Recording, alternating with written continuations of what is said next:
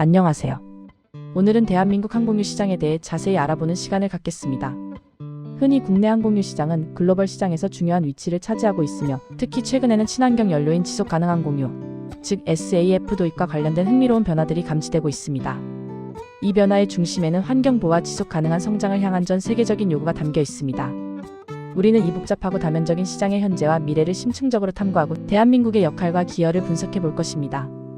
먼저 한국 항공유 시장의 현재 규모와 성장 전망부터 심층적으로 살펴보겠습니다. 2024년 기준으로 한국 항공유 시장의 규모는 약 63억 달러에 달했습니다.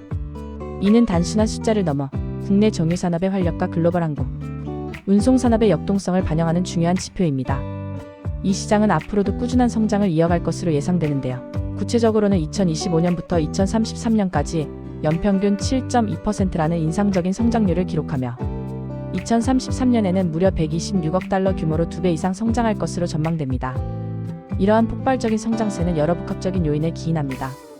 첫째, 전 세계적으로 항공 운송 수요가 지속적으로 증가하고 있으며 특히 아시아 태평양 지역을 중심으로 한 경제 성장이 국제 항공 물동량과 여객 수송량 증대에 지대한 영향을 미치고 있습니다.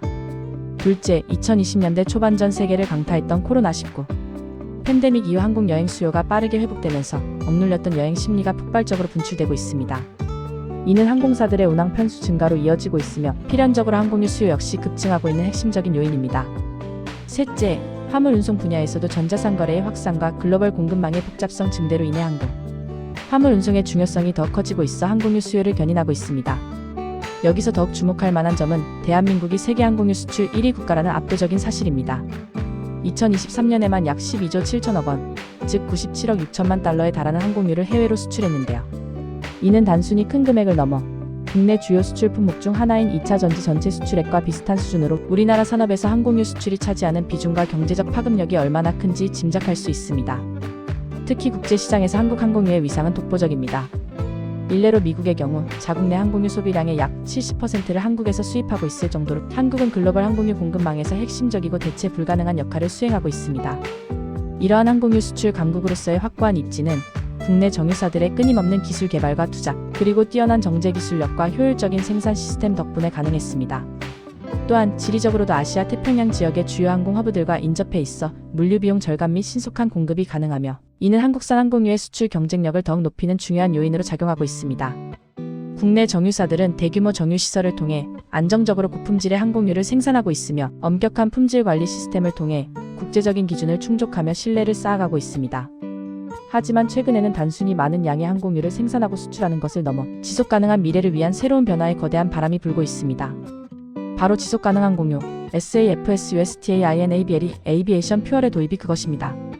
기후변화의 위협이 인류의 생존을 위협하는 심각한 문제로 대두되면서 항공산업 역시 탄소 배출량 감축의 압력에서 자유로울 수 없게 되었습니다. 정부는 이러한 글로벌 트렌드에 선제적으로 대응하고 국내 항공산업의 경쟁력을 강화하기 위해 2027년부터 SAF 혼합 의무화 제도를 도입할 예정입니다. 이는 항공유의 SAF 혼합 비율을 1%로 의무화하는 것을 시작으로 단계적으로 그 비율을 확대해 나갈 방침입니다. 구체적으로 2030년에는 3%에서 5% 범위로, 2035년에는 7%에서 10% 범위로 의무 혼합 비율을 점진적으로 확대해 나갈 계획입니다. 이러한 정부의 적극적인 정책은 국제민간항공기구 ICAO가 설정한 목표, 즉 2030년까지 국제항공 부문의 탄소 배출량을 2005년 대비 5% 감축하려는 전 세계적인 노력에 발맞춰 이루어지는 중요한 시도입니다. SAF는 폐식용유, 식물성 기름, 농업 잔재물, 심지어는 도시 폐기물 등 재생 가능한 다양한 원료로 생산되는 친환경 항공 연료입니다.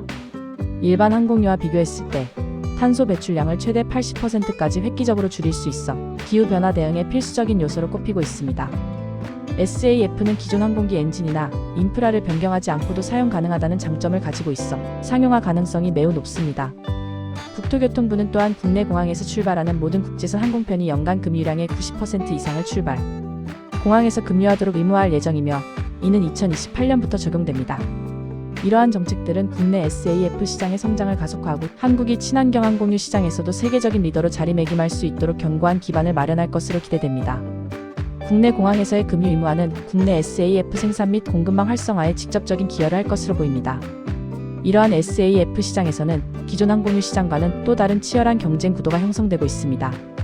전통적인 항공유 시장에서는 한국 정유업계가 압도적인 강세를 보이며 세계 시장을 선도해왔지만 SAF 시장은 아직 초기 단계이기 때문에 전 세계적으로 기술 선점과 시장 주도권을 확보하려는 경쟁이 매우 뜨겁습니다.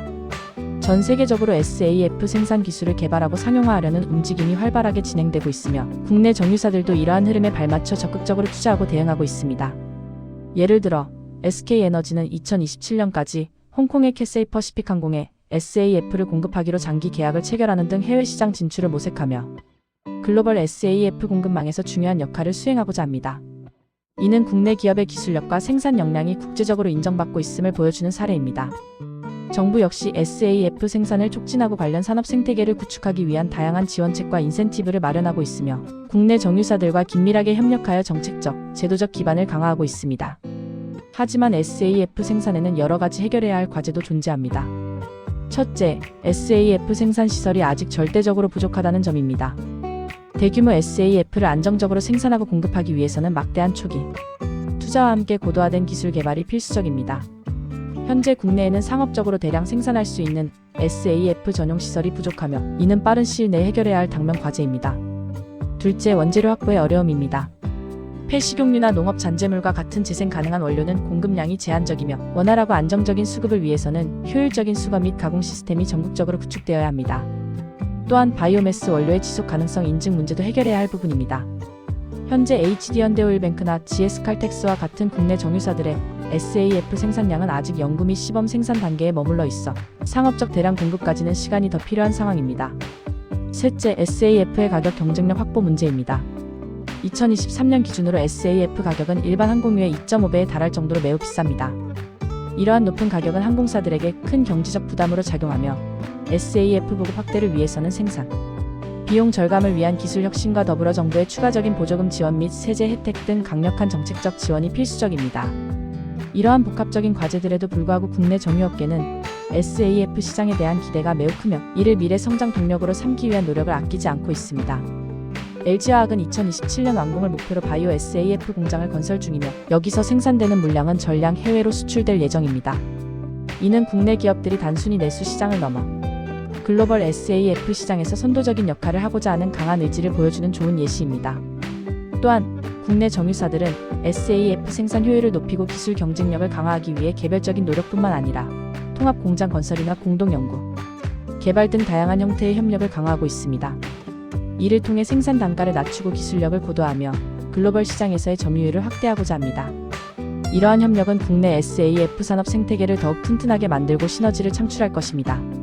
글로벌 동향을 살펴보면 유럽연합 EU는 이미 SAF 혼합 의무화 제도를 선제적으로 도입하여 탄소 배출량 감축 목표를 달성하기 위해 강력하게 노력하고 있습니다. EU는 항공사들이 일정 비율 이상의 SAF를 의무적으로 사용하도록 함으로써 시장의 성장을 촉진하고 있습니다. 미국 역시 연방정부 차원에서 세, 공제와 같은 강력한 인센티브를 통해 SAF 생산 및 소비를 적극적으로 장려하며 시장을 키우고 있습니다. 이러한 국제적인 움직임은 한국의 SAF 시장 성장에도 긍정적인 영향을 미칠 것으로 보이며 국내 기업들에게는 기술 개발과 시장 진출의 기회를 제공할 것입니다. 전 세계 주요국들이 SAF에 대한 투자를 늘리고 규제를 강화하는 추세는 거스를 수 없는 흐름이며 한국도 이에 발맞춰 나가지 않으면 국제적인 경쟁에서 뒤처질 수 있습니다.